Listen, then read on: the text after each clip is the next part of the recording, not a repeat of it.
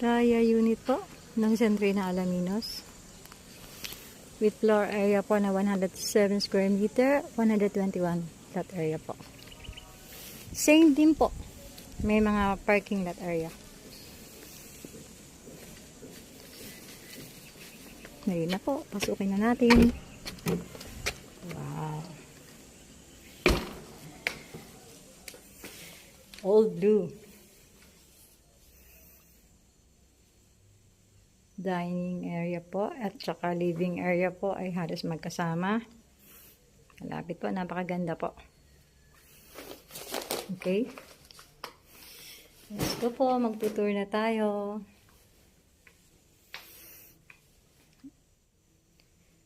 Kitchen area. Meron din pong sliding door.